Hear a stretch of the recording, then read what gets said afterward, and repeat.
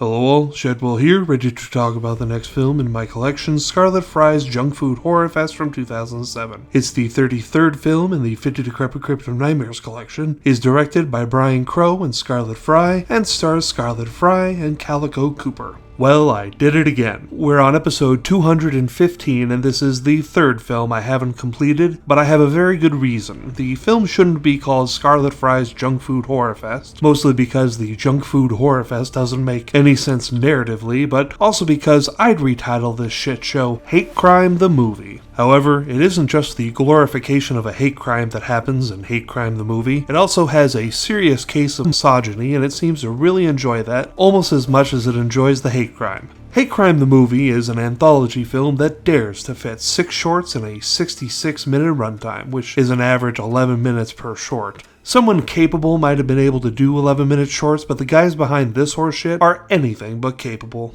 I got halfway through it before turning off the movie in disgust, and the first 2 shorts felt way undercooked, and the third is where the movie gets its new title from. Basically, 3 guys want to get money for pot, so one suggests they find a guy that likes getting his ass spanked by skateboards and will pay for the privilege. Homophobic slurs fly before, during, and after the event. Then the guy that suggested they get the money from the guy in the first place gets teased and called the F slur with a hard T several times. He then proves he's a man by going back and beating the spanking guy to death. Then the guy kills his girlfriend the next morning when she again insinuates that he's gay. Then host Scarlett Fry comes back and instead of saying something thoughtful or insightful, cracks a fucking gay joke. I was pretty much done with this movie at that point, realizing I had more than enough to write my review by that time. These filmmakers are disgusting for that short alone, which could have, at the very least, not glorified the hate crime, but the way the hate crime was shot, and they showed the gore afterwards and during, was a glorification of the event, not in disapproval of.